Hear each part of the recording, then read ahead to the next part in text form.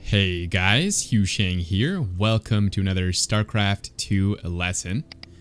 If you're new to the channel, I'm a Grandmaster with all three races, but today we're going to be focusing specifically on Zerg. And more specifically, we're going to be focusing on where to put your first couple of Overlords in every single matchup. So first off, we're going to be looking at Zerg versus Zerg, and we have to solve a couple of problems in this matchup. The first problem is we need to figure out which build our opponent is opening up with. So in order to do that, you could see when they place their pool, but we can get just as much info from seeing their hatchery timing. And the hatchery timing is a bit stronger because it doesn't require as much risk to see it. So to accomplish that first goal, what we're going to do is send our first Overlord straight across the map to their natural. Natural being their second base. And once we get there, we're going to see their hatch timing. So if I fast forward, we'll see exactly when their hatch finishes.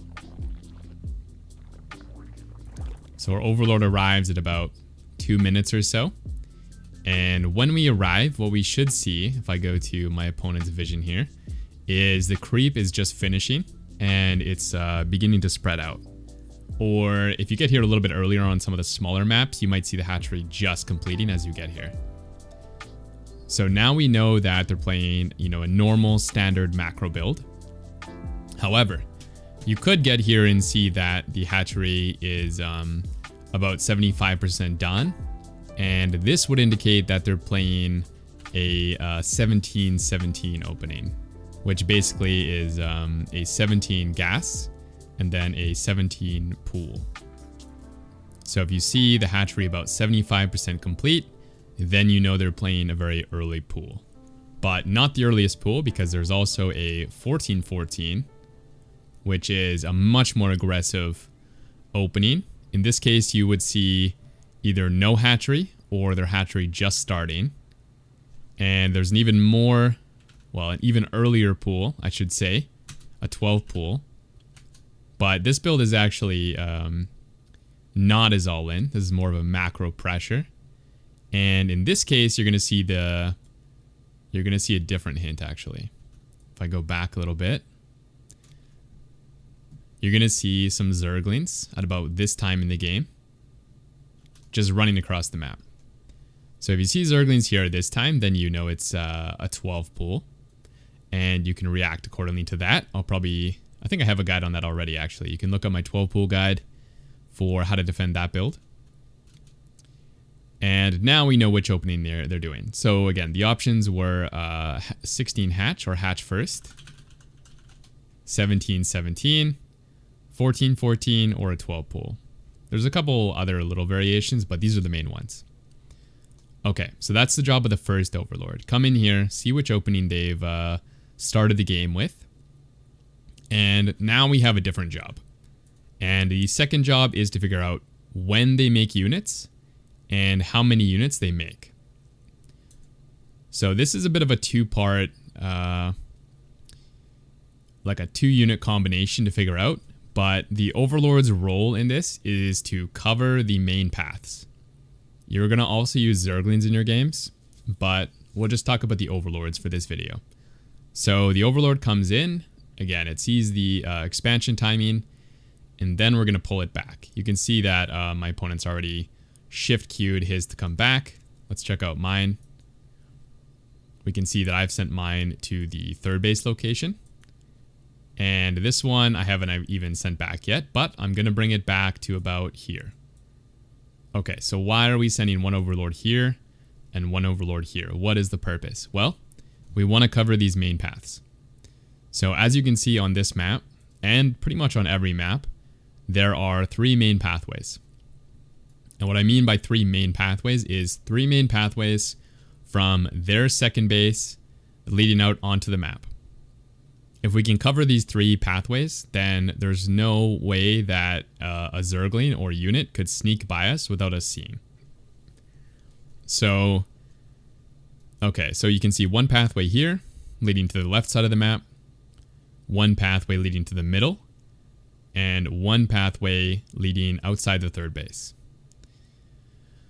So we need to cover all three of these pathways. However, we do have one limitation that it's not problematic, but it is a little bit annoying, is we only have 2 overlords. Our third overlord is just way too late. In fact, we're basically just starting it right now. And so if you were going to try to get that third overlord into this pathway, it would just not arrive in time. So what we're going to do instead is have one of these overlords kind of do double duty. So for example, this overlord we can place here. And even though there's 2 pathways to cover and only one overlord, it can actually see both sides. So this overlord is going to be fine for the moment. It's going to spot both pathways. And then our second overlord is going to come over here and spot this pathway. Okay, so now we have, both overlords doing their jobs, seeing all 3 pathways. However, there is one other little consideration, and the other consideration is that eventually these overlords can get targeted by queens. So in order to solve this problem, we don't have to worry about this problem for a little bit actually, because if you look at the opponent here, you can see that their pool is just completing. And so they're just going to be starting their queens. We don't have to worry about these queens kind of coming out and harassing us for at least, 40 seconds. But even after 40 seconds, we don't have to worry about them coming out here because they're going to want to be injecting and stuff. And so it's not likely they're going to come out this far to harass your overlord unless they're all-inning. Okay, so you can see me bring this overlord back. This overlord is getting in position. And now what we want to do is just leave them here for quite a while. But eventually we're going to want to pull them back. Like I said, the queens can harass you eventually. So once they decide to harass us, what we're going to do is start utilizing that third overlord. So whenever you make this one, you don't have to do this, but I think it's strong, is to put this third overlord in the middle pathway. So you can see here that I've rallied it here. So currently this one is covering double duty, but eventually this one's going to come in, the third one, and take over for the middle location. And the reason I do this is because, like I said, this one is going to get harassed eventually and we're going to have to move it.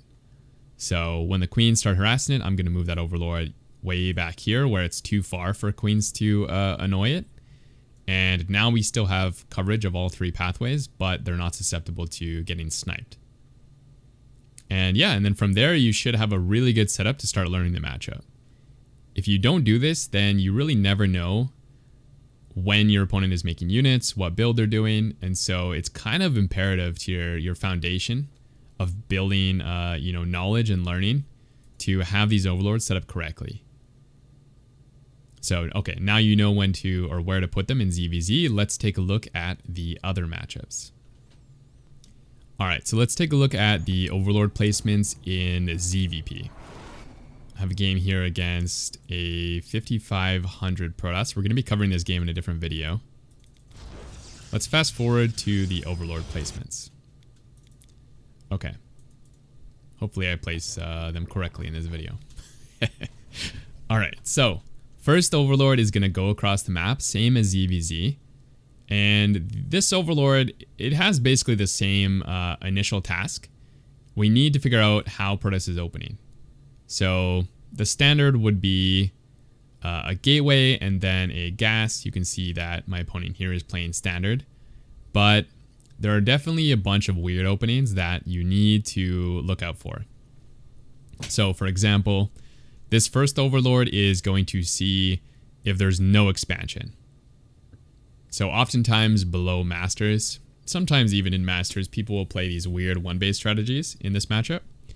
Maybe they're doing a 4-gate, or maybe they're rushing DTs on one base. I've even seen like proxy Stargate in ZVP. So there's a lot of weird builds that you're going to want to figure out are going on by seeing whether there's a second base or not.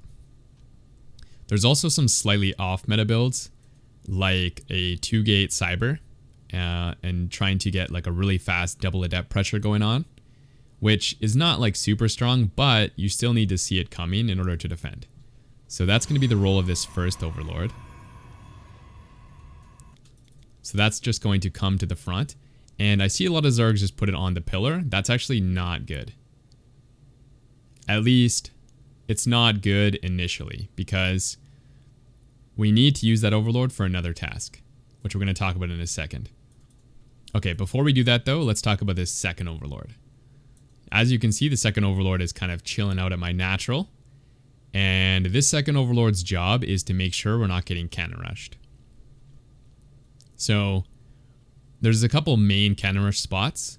They can kind of do it anywhere over your base, but if you see where the probe is, then you can kind of maneuver the Overlord to see if he's putting cannons down. So at the beginning here, you can see I have it at the front here. You could just leave it here, to be honest. And now we see the probe coming up my ramp. And so my Overlord is adjusting a little bit so that I can see the top of the ramp. The most common cannon rush is to place 3 pylons at the top and then place a cannon at the bottom. Or a cannon at the bottom here would be fine as well. So that's what we're looking for right now. We don't see that, and so we're not super worried. We're basically, realizing this is not a cannon rush, but we'll keep it around here for a little bit longer just to double check, just to make sure. And then once we're positive that it's not a cannon rush, you can actually move this Overlord out onto the map.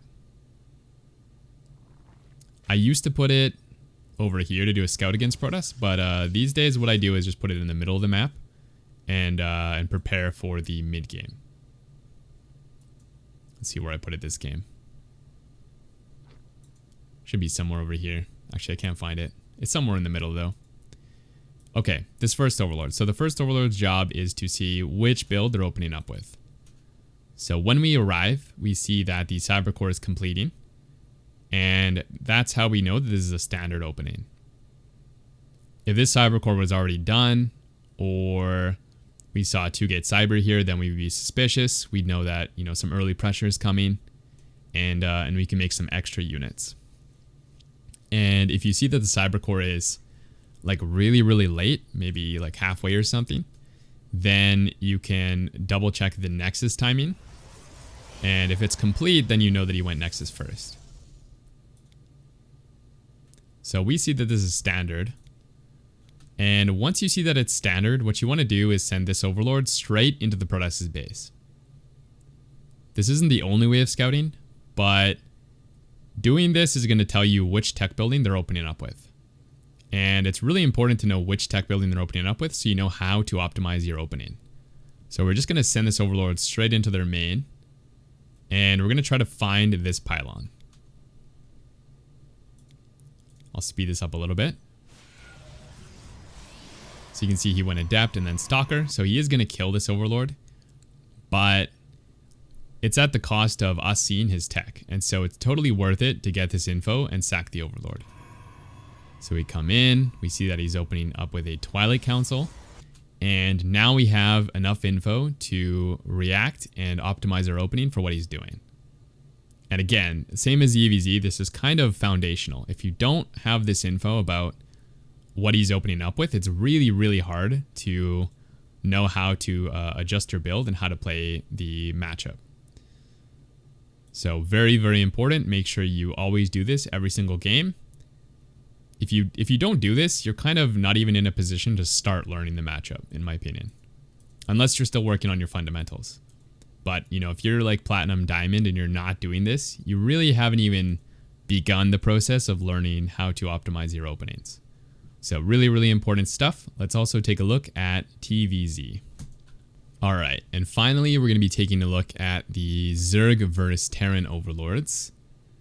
So in this matchup, well, it's not too important. I'm playing like some 5k Terran, and the first Overlord is going to go straight across the map. We're going to come and we're going to go up the ramp if possible.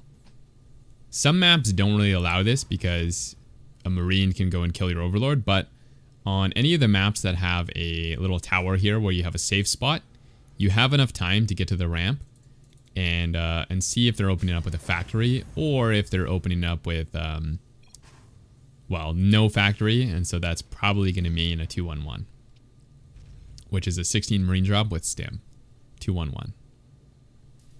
Okay, so our first Overlord is coming in, And I guess our first goal is to see whether they have an expansion. If you don't see an expansion, then you might even decide to just sack this Overlord straight into their main, because you really want to get that info about what type of build they're doing. If they're on one base, it's not super common in Masters or GM, but you may see that they open one base, and then you'll want to know whether they're playing some sort of like ground push, maybe a 3 racks, or they're playing something like, you know, one base battlecruiser rush, which is totally different. They also could be playing like a proxy of some sort, which we'll talk about really soon. And so if you don't see the expansion, you should really try and figure out exactly what's going on. But in this case, you know, we get to see, actually, I think my Overlord might be a little late on this map to see what I want, but normally you can actually get to the front on most maps and see if they open factory. I wonder if I sent this a little bit late, but normally you can do that for sure.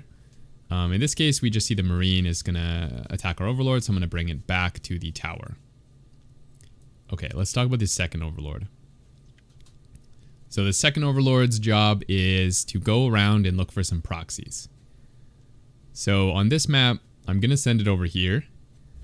I think it's more common to put the proxy on this location. So I'm going to send it over here, and then I'm going to shift it across the map. And I'm going to change this rally point in a second. It should be going here, and then it's going to come over to this location later in the game. Because what we want to do is use it to do another scout and see which buildings they're opening up with in the mid game. But for now, its goal is to just spot for proxies. So we send it over here, and then we're going to shift it over to this position. So let's see that play out. So first one's coming across the map. Going to see the expansion, and then this one should be changed soon. There we go. And it's going to come into about somewhere over in this area so that we can sack the Overlord and see what they're doing. Okay. You can also see I just bring this Overlord back. Sometimes I leave it here, but to be honest, I feel like it doesn't get any additional info a lot of the time. And so I'm just going to move that back to somewhere in the middle of the map to get some more vision.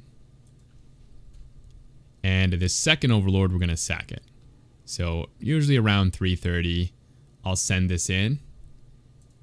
Should be adjusted soon. And we're just going to see, you know, which buildings they're making, which upgrades they're making, so that we can figure out some clues as to what they're doing. So this Overlord comes in. If it dies, it's not a big deal. And okay, so what do we see in this game? In this game, we see a factory on a reactor, which basically means Hellions. That's super standard in this matchup, so you can almost ignore that info. We also see a barracks here, and he's not researching, or he doesn't have a tech lab, and he's not researching stim. So this is actually a little bit suspicious. This could be mech. Normally, though, you might come in here and see a tech lab researching something. It's glowing green, and so you'll know they're playing bio. And then on the starport, we see that he has a tech lab. Could be battlecruiser, could be Banshee, could be Raven. However, in this game, you can see that he's researching an upgrade, and that usually means Banshee. Could be trying to trick you, but probably Banshee. And so you're going to want to build some spore crawlers. You're going to want to maybe go for a faster layer to be extra safe, and then you can defend the Banshees easily. And that's pretty much it. So yeah, make sure you guys are doing these Overlords properly. Again, this is like every single matchup. It's super imperative that you're sending these in at the right times and getting the info you need so that you can adjust your builds and play optimally. If you guys have any more questions, leave them in the comments. And as always, you can get coaching with me by checking out my website or messaging me on Discord to get some more information. Also, we have group coaching / group practice twice a week. So if you're interested in that, click on the join button and you can get some more info. All right, guys, thanks for watching. I will see you in the next one. Peace.